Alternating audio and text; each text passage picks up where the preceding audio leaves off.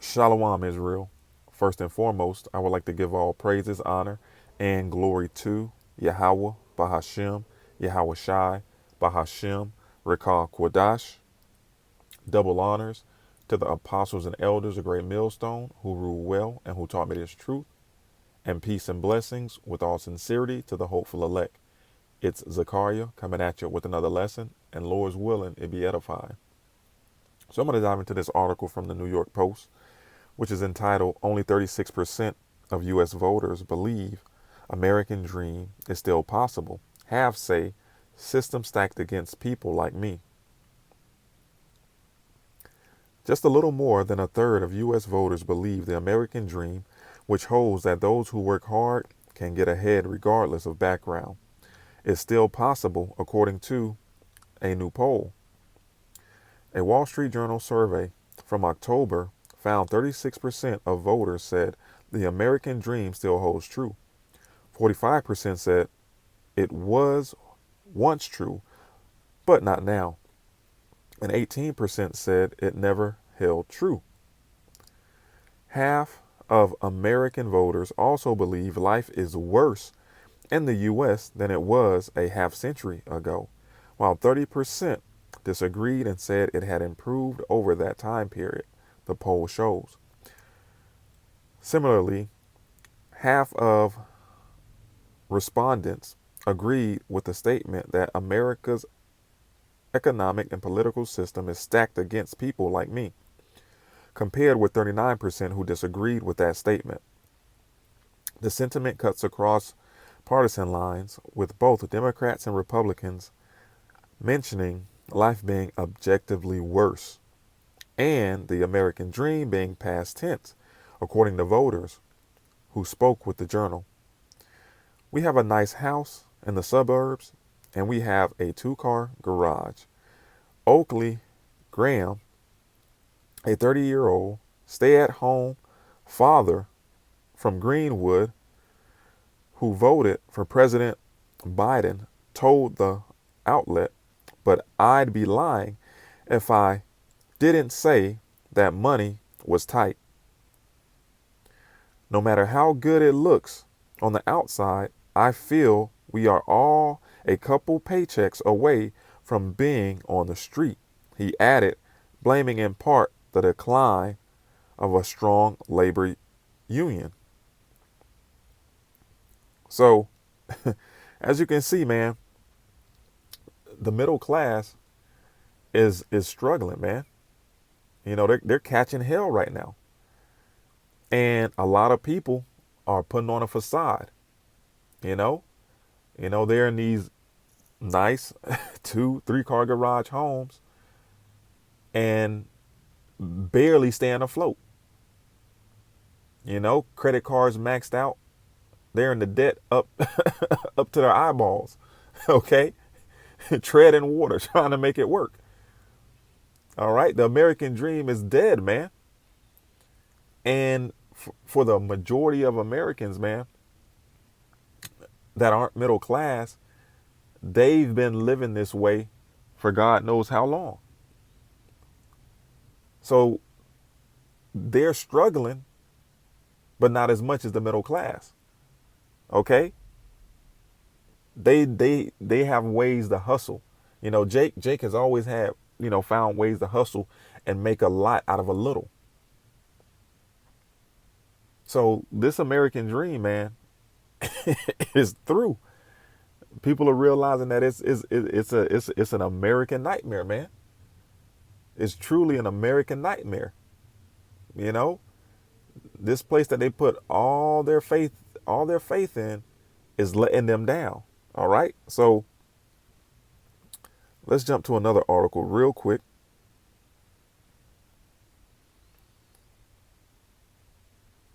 This is from the New York Post, which is entitled Mother of Two Shares Frustration as Two Full-Time Jobs Can't Make Ends Meet, Doing Everything Right.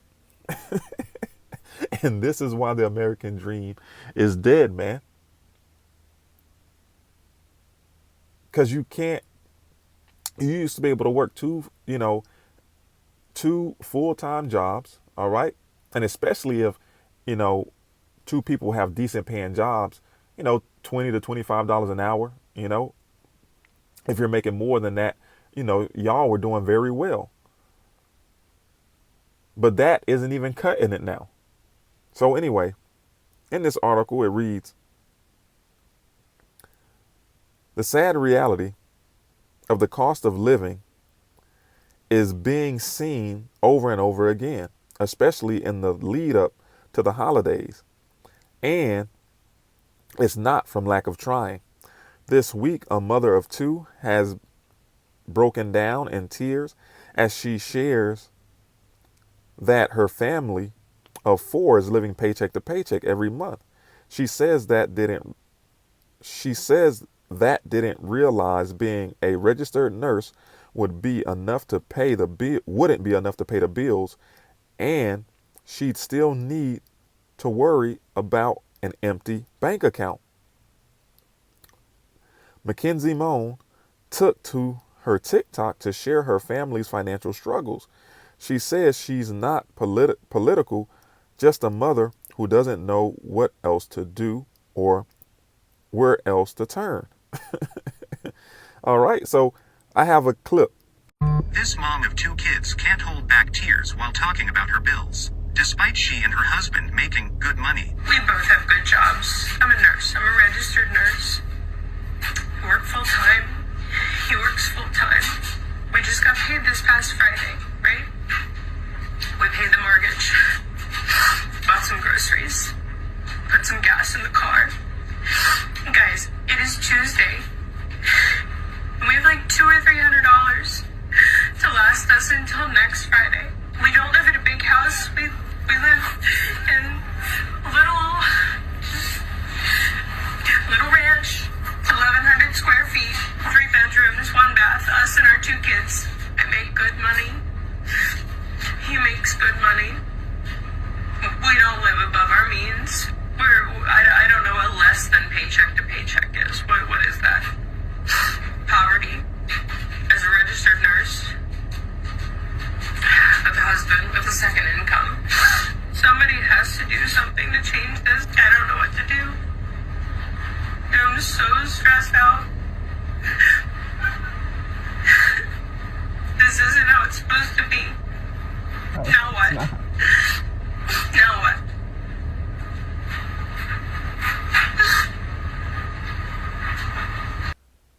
So as you can see, the middle class is continuing to erode. All right, slowly breaking down. And the majority of the middle class are Edomites. So you're seeing them being frustrated due to the oppression of a system that they bought into, of a system that is ruled by their nation, their people that look like them. And they don't know what to do. They don't know what to do.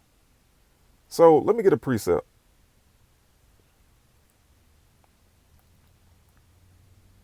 This is Deuteronomy chapter 30 and verse 7. And it reads, and the Lord Yahweh thy power will put all these curses upon thy enemies and on them that hate thee, which persecuted thee.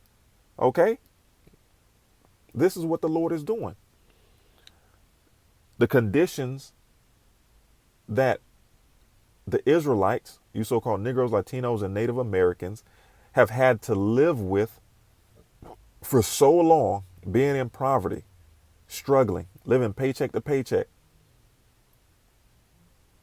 not knowing if you're going to have to choose between gas in the car or a meal. All these curses from Deuteronomy, the 28th chapter, is coming off of us and falling on who? Our enemies. Them that hate us and them that persecuted us. This is the Lord's doing. Yahweh Bahashem Yahweh Shah. This is the Lord's doing. Okay? And it's only going to continue to get worse for these Edomites. and the rest of these heathen nations, and 2/3 of our own nation, the nation of Israel. This decline is going to continue. All right,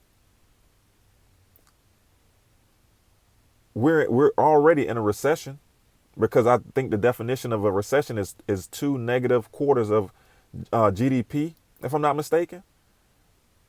So we're entering a depression, man. So beautiful times, beautiful times, beautiful times. So I already said all these curses are going to fall upon our enemies as they're being taken off of us.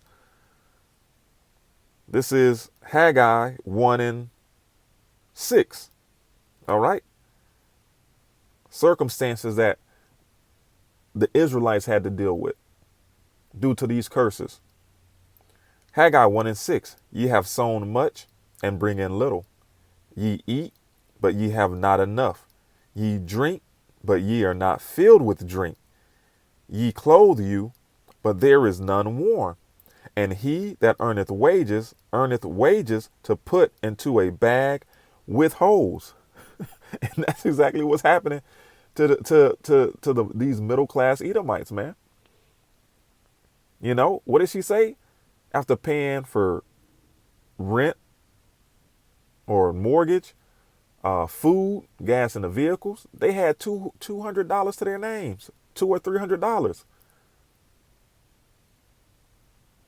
All right, and she probably not mentioning the student loans.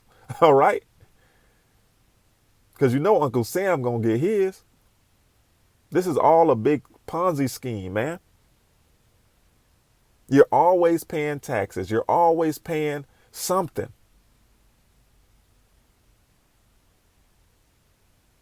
And y'all bought into it. Y'all bought into the American dream, which is turning into a nightmare.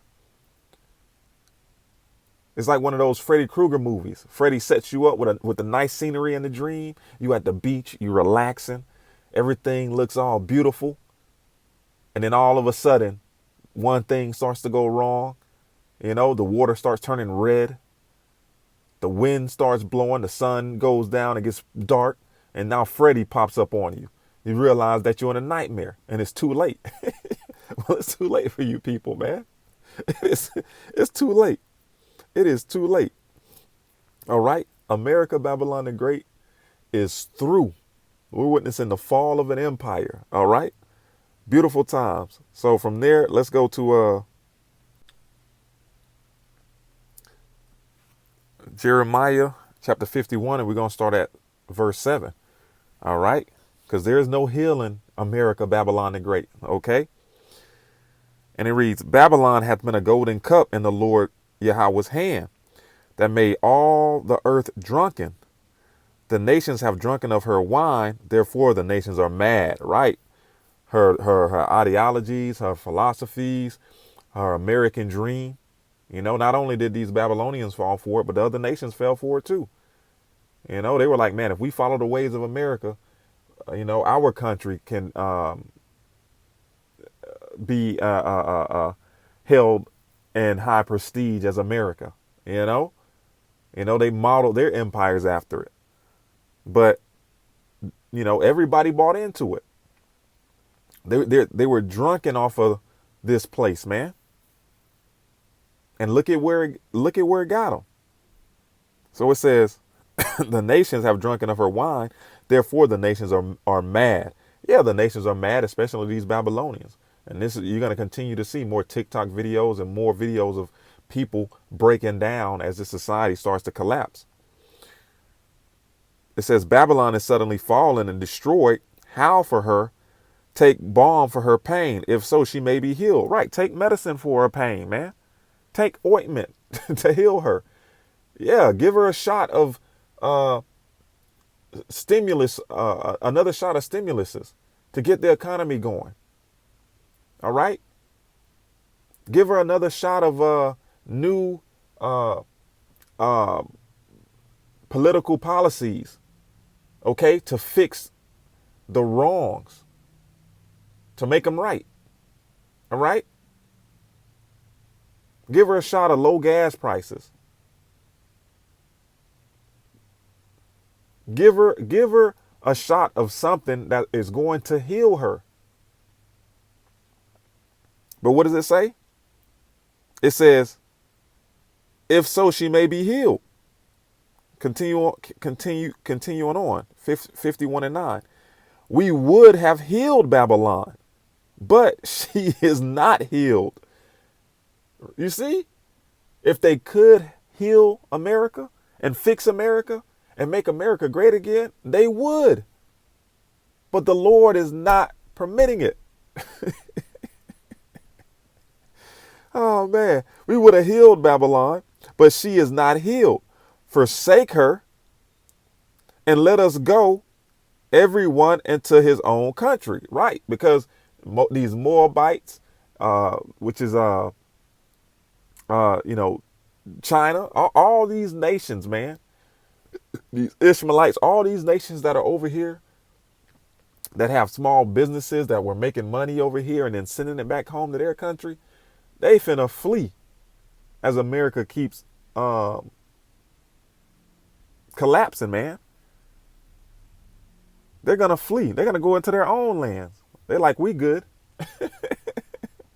So it says, forsake her and let us go, every one into his own country, for her judgment reaches unto heaven and is lifted up even to the skies.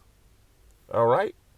So that's the end of this story, man.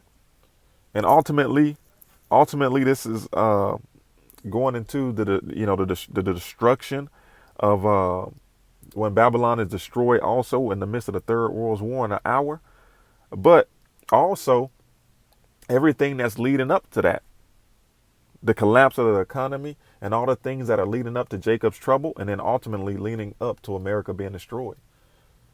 All right. So Lord's willing, this was edifying. Shalom, Israel. Wa abad babal.